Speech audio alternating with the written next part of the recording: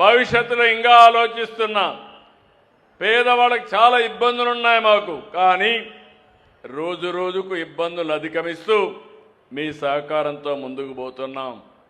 ఈ నెలలోనే ఎంతమంది పిల్లలుంటే అంతమంది పిల్లల కోసం తల్లుల అకౌంట్లో తల్లికి వందనం డబ్బులేస్తామని మీ అందరికీ హామీ ఇస్తున్నా. 22 నుంచి 24 వరకు ఈ కార్యక్రమాన్ని చేస్తాం. మీరు అనుకోవచ్చు నా దగ్గర డబ్బులు ఉందని. కాదు, మనసు ఉంది, కష్టపడే మనస్తత్వం ఉంది. నేను కానీ, మా మిత్రుడు పవన్ కళ్యాణ్ గారు కానీ, నరేంద్ర మోడీ గారు కానీ మేమందరం ఒకటే ఆలోచిస్తున్నాం. ప్రజలకు సంక్షేమ కార్యక్రమాలు ఇవ్వాలి, అభివృద్ధి కార్యక్రమాల వైపు నడిపించాలి. మిమ్మల్ని ఎప్పటికప్పుడు చైతన్యవంతులు చేసి మిమ్మల్ని సక్రమమైన మార్గం నడపడానికి పనిచేస్తున్నాం. ఈరోజే అంగన్వాడీ కార్యకర్తలు ఇక్కడే స్వచ్ఛ ఆంధ్రప్రదేశ్లో పనిచేసే కార్మికులు వీళ్ళిద్దరికి కూడా తల్లికి వందనం అమలు చేయడానికి నిర్ణయం తీసుకున్నాం. వాళ్ళ అకౌంట్లో కూడా డబ్బులు వేస్తాం. నేను ఒకటే ఆలోచిస్తున్నా, పేదవాళ్ళు ఎక్కడుంటే, ఎక్కడే తక్కువ ఆదాయం వచ్చే వాళ్ళు ఉంటే వాళ్ళని ఆదుకుంటూ ముందుకు పోవాల్సిన అవసరం ఉంది. మీలో కూడా ఒక స్ఫూర్తి రావాలి.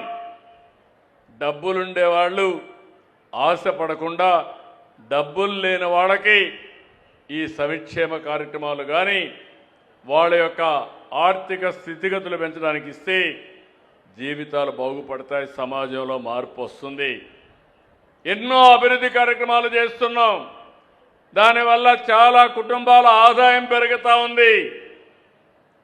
2,50,000 రూపాయలు నేను ఉన్నప్పుడు తలసరి ఆదాయం ఉంటే ఇది 5,30,000 28,29కి తయారవుతుంది.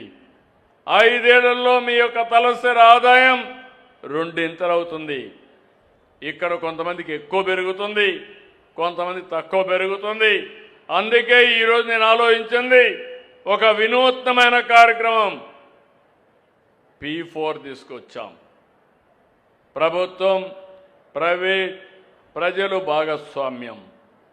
MBK 10-20 అంటే పైనుండే 10 మంది మార్గదర్శకులుగా కింద నుండే 20 మందిని ఆదుకునే బాధ్యత, చేయూతనిచ్చే బాధ్యత, అవసరమైతే ఆర్థికంగా ఖర్చు పెట్టి వాళ్ళని నడిపించే బాధ్యత తీసుకోమని చెప్పాం. ఈరోజు ఈ తల్లికి వందనం కార్యక్రమంలో 67,47,190 మంది విద్యార్థులకి 10,120 కోట్లు 22-24 మధ్యలో మీ అకౌంట్లో డబ్బులు వేసే బాధ్యత మాదని మీకు తెలియజేస్తున్నా. 2024 మీరంతా కూటమి అభ్యర్థుల్ని గెలిపించారు. ఇంకొక విషయం కూడా మీకు చెప్పాలి. నేను ఇంతకుముందు పట్టణ ప్రాంతాల్లో చెప్పాను. డిప్యూటీ సీఎం మిత్రుడు పవన్ కళ్యాణ్ గారు ప్రాతినిధ్యం వహించే పంచాయతీరాజ్ డిపార్ట్మెంట్లో 3 ఏళ్లలో ఇంటింటికి కొళాయి ఇవ్వడానికి JJM కింద 23,000 కోట్లు ఖర్చు పెడుతున్నాం.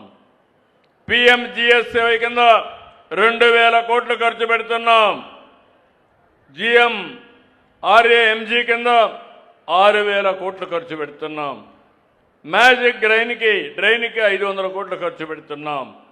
గ్రీనరీకి 3,000, ఫామ్ పాండ్స్కి 1,000 కోట్లు, మొత్తం కలిసి 33,000 కోట్ల రూపాయలు ఇందులో ఖర్చు పెడుతున్నాం. ఫైనాన్స్ కమిషన్ డబ్బులు వస్తాయి. జీరామ్జీ కింద 3 ఏళ్లలో కనీసం 35-36 కోట్లు వస్తాయి. ఆ డబ్బులు కూడా ఖర్చు పెట్టి ముందుకు పోతున్నామని చెప్పి కూడా నేను మీకు తెలియజేస్తున్నా. నేను ఈ సందర్భంగా మిమ్మల్ని అందరినీ ఒకటే కోరుతున్నా, 24 ఎన్నికలు నా జీవితంలో ఎప్పుడూ మర్చిపోలేను. అలాంటి గెలుపునిచ్చారు మీరందరూ. నేను రామోహన్ గురించి ఆలోచించాను. మంచి వ్యక్తి ఎన్ఆర్ఐ బాగుంటుందని ఆలోచించి పెడితే ఫస్ట్ టైం చరిత్రలో గుడివాడలో ఎప్పుడూ రానంత మెజారిటీ తెప్పించిన ఘనత మీదే. దాంతో ఆయనలో రెట్టింపు ఉత్సాహం వచ్చింది. ఏ పని చేసినా ఆనందపడుతున్నాడు. నేను మనస్ఫూర్తిగా సహకరిస్తాను ఆయనకి. ఇక్కడ కూడా చాలా పనులు మీరు చూస్తే నేను అనౌన్స్ చేసిన కార్యక్రమాల్లో దగ్గర ఇక్కడ 95 కోట్ల రూపాయలు ఖర్చు పెడుతున్నాం. వాటర్ సప్లైకి 10,90,00,000, డిస్ట్రిబ్యూషన్ నెట్వర్క్కి 75,60,60,75,60,00,000, స్మాల్ ట్యాంక్స్ కానీ రెస్టరేషన్ అన్నిటికీ 5,61,00,000, 2 చెరువుల్ని బాగు చేయడానికి 4,20,00,000, మళ్ళీ భవిష్యత్తులో యుఐడిఎఫ్ కింద 3, 4 కింద డ్రైన్స్ కోసం వాటర్ సప్లై కోసం ఇంకొక 67 కోట్లు, అంటే 2 కలిపితే 162 కోట్ల రూపాయలు ఒక్క గుడివాడలో రాబోయే రోజుల్లో ఖర్చు పెడతాం. ఇంకొక పక్కన అర్బన్ ఛాలెంజింగ్ ఫండ్కి వెళ్ళారు. అందులో వచ్చే డబ్బులు అదనంగా వస్తాయి. దాతల ముందుకు రావాలి. ఇప్పుడే ఒక మిత్రుడు ఇంత మునుపు 3 కోట్లు ఇచ్చాడు, మళ్ళీ 3 కోట్లు ఇచ్చారు. అంటే ఒక వ్యక్తి 6,000 కోట్ల రూపాయలు 6 కోట్ల రూపాయలు ఇచ్చి ఈ యొక్క బస్ స్టాండ్కి వెన్నీ చేస్తే మీలో కూడా అలాంటి స్ఫూర్తి రావాలి. నేను ఒకటే మిమ్మల్ని కోరుతున్నా, కష్టపడదాం, సమిష్టిగా ముందుకు పోదాం. అదే సమయంలో అందరి భాగస్వామ్యంతోనే ఇది సాధ్యం.